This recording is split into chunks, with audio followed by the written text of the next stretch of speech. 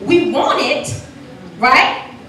But as wonderful and awesome as marriage is, marriage also shows you what you're not. And so wherein I may have thought I had it together, right? And I may have thought I was really that chick. Marriage is really showing me that, Mama, you need to grow up a little bit more. That's right. And so, but the awesome thing about it, if two people are willing to be committed to it, guess what? Marriage will make you who you need to be. And that's the beauty of it. But see, the thing is, we don't recognize the bumps and the humps in marriage and all that kind of stuff like that, because guess what? If you transitioning from your late 30s into your early 40s, you're going into a whole other aspect of as a woman. And so you don't realize that might affect you in your marriage or in your relationship. And so there's so many other dynamics of things that can really just be going on. But the reality of it is you got to have two people that's willing to be committed. You know what? You just can't have one person trying to do it. And sometimes the approach and just how we come off at each other, listen, we just spread the dysfunction and just keep going round and round and round and round. And so therefore, I can't give you a roadmap. Sometimes you got to create your own roadmap. Because what may work for my husband ain't going to work for your husband. Shando. And what may work for somebody else's wife may not work for you as a wife. And so I'm not saying you can't take things from people and do whatever, but the reality of it is you got to create your own roadmap when it comes to marriage. But yet the church try to put you on this, you need to do it this way. No, because your man ain't my man. And your man like collard greens and my man like string beans, so why am I feed my man collard greens? When I already know he don't get down like that. But at the same time, the church try to have this one all be all answer, and the reality of it is you just can't get down like that. That's why I tell women, ask questions.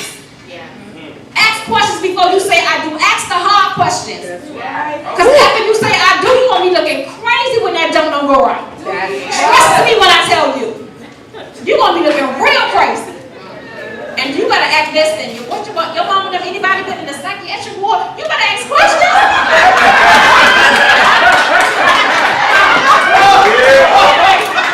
You talking about, I'm going to pray about it. I'm going to pray about it. And I'm going to let God lead me. And you're going to be arrested. Your parents, what they do, where they come from.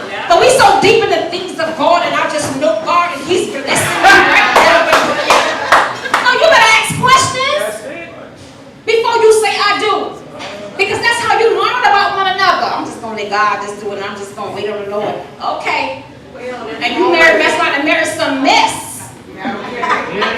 Y'all, I'm telling you about what I know.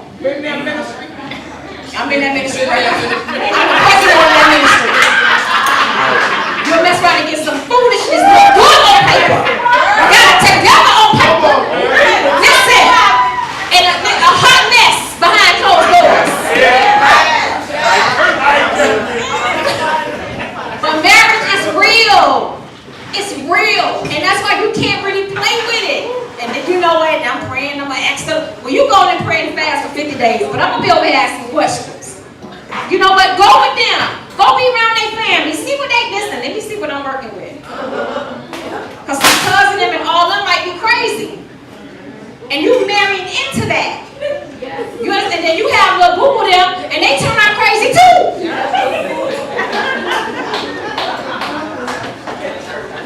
And that's real talk. But the church ain't teaching us that. She in the choir? Oh, she in the ministry? Get the freak out of here.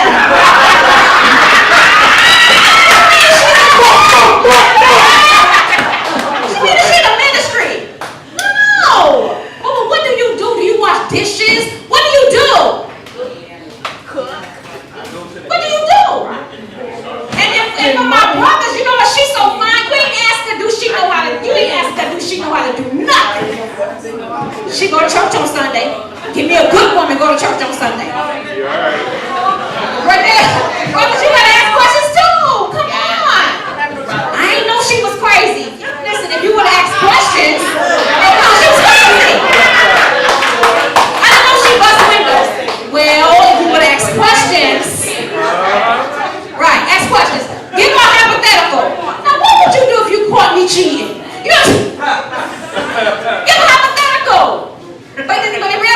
real. Yeah. And church, let me tell y'all something. I love the church. Love what it has done in my life. Yeah. But let me tell you something. It's just some parts of your life that church it's just not gonna fix it. Right. I'm sorry. Yes, sir. I have a question. The question is, what happens if you're already in a relationship that's dysfunctional?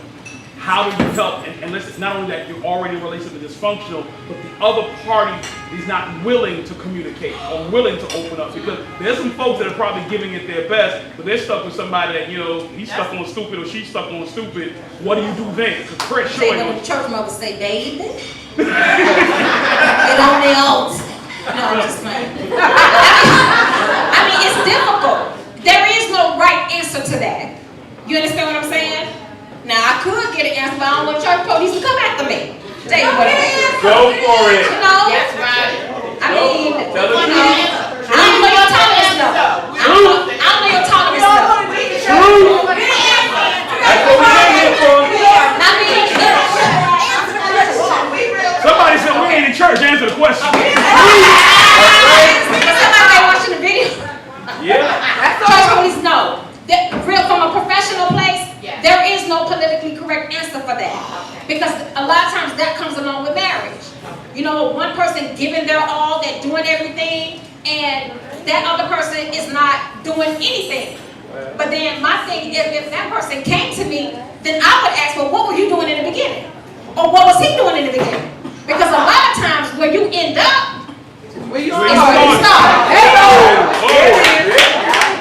And I'm not saying that there are any exceptions. You understand what I'm saying? But the reality of it is, if he wasn't doing this before, then what kind of man do you think he was going to do it afterwards? And listen, and it's not everyone, but it's a core characteristic in many women. We think we can change him. We think we're gonna put it on him and he's gonna do right. The project. And so sometimes you gotta go back to the beginning. And trust me, we don't like to look at ourselves. Especially when we don't make a bad choice. Because it looked good and he did everything. And I'm not saying that there are not fellas who do not do everything right in the beginning and that kind of stuff like that. That's why I tell women, watch for behaviors. Watch for behaviors. Listen, consistency. Because listen, the moment that he slow up doing something, okay, what's up with that now? What's going on now? What's up? What's going on? You got to have that conversation. But as women, what we do, we get a benefit of the doubt. Oh, you know what? Maybe he just, or maybe, no. It's been 5 days. He ain't took out the garbage yet. That's a problem. But there is no. I don't have the politically correct answer for your question. It's just difficult. Maybe you need to go try to go to therapy. Maybe you need to go see your pastor. Maybe you need to do some things. But sometimes marriage, it's just people have hard marriage. And that's what it boils down to. And either you're going to make it do what it do, or you ain't going to make it do what it do. And that's it. Yes, ma'am. Okay, I'm just going to put it. My friend invited me. I went to another church on last Sunday. It wasn't my church. I went to another church. So the pastor that was preaching at that church preached pretty well, and I found that it was, pretty good and everything. He was preaching about how the devil can grab you. Now after that, the church, everything was good. I found it a little disturbing. This is me now. At the end of the service, he said, I will give you an example of how the devil can grab you. He said that he was in his church. He had his own church and his wife, and he had 4 children. He said that one day he just picked up, got his the deacons, deaconesses together and told him to come in my office. He said, I don't want to be here no more. He just picked up, packed up everything at his church, called his wife, told him that he wasn't preaching, he didn't want to be the preacher of that church anymore. He called his wife in there and said, I'm leaving. She said, why are you leaving me? We have 4 children. He said, I don't care. I don't want to be with you no more. I don't want to be in this church. I don't want to do anything here. I just want to leave you and leave the church. This is what he told us at the end of the service last Sunday. Now, when he said that, his wife had said that, she was trying to fight for him not to go. He left her. Anyway, he left her for 2 years. He said he did everything under the sun to get this woman to divorce him, and she just said, I'm going to pray about it because you're coming back. He left for 2 years. He said his kids was like from 23 to 7. oldest like is 23, the youngest is 7. He said he left and he did everything under the sun. He cheated on her, he did drugs, he did everything. After 2 years, this lady took him back. They just got back together and he got his church. So what you saying is, hold on, I'm just God's will change your hand. But you know what? That's what happened with her. You understand what I'm saying? But I can also tell you, can pray till Jesus come. Guess what? And it still ain't gonna work. He wasn't getting no sleep or doing nothing while he was out there running around doing everything under the sun. He said he did everything under the sun to get this woman to divorce him, and she wouldn't. He said now that I'm pretty sure he said he went to counseling. And he got back together with her, and being that they back together now, he sleeps like a baby and everything is good. My point is, she took him back.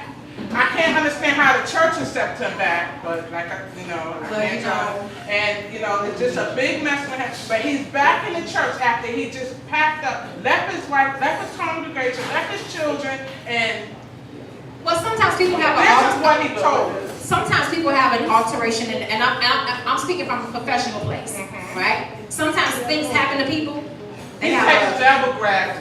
Well, he can call it whatever he wants to. Don't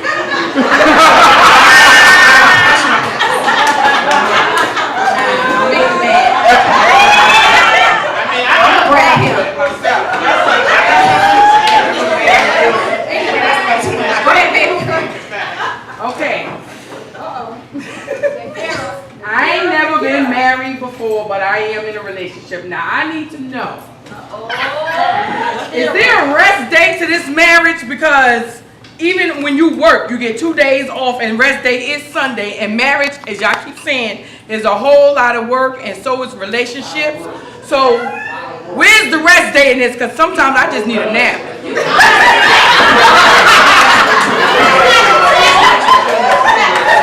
I think that's something where you end up marrying. That's something that y'all need to put on the table. Because if that's important to you, if me time is important to you, because it's definitely important to me. Because I need you to be playing golf or doing something. That's right. In the man cave, something, doing something. Thank you. Right? I'm gonna need that in my life. It's football season. That's something that you would talk about with that individual. Of just saying, listen, I know we did listen, but I need this time. And that's something that you have to discuss with the person that that you plan on marrying. No, but you don't think that's important in marriages, period? I do. But you know what? Everybody's different. And some people get acclimated and stuff, and you know what they do? They just do. But that works for their marriage. And the reality of it is, you have to discuss what's going to work for your own marriage. And so if that's something that's very important to you, and that's vital to you, that's something that you got to put on the table. That's right. You may need to discuss, okay, so how many times are you going to have sex with me? Listen, I'm telling you, you can go read any book, I'm telling you, on marriage, and that's what they're going to, sometimes you got to discuss that. Yeah. My days on Tuesdays and Thursdays, but what day I'm just Tuesdays and Thursdays, I'm off. I don't know. You got to work that out. And he might be more than time.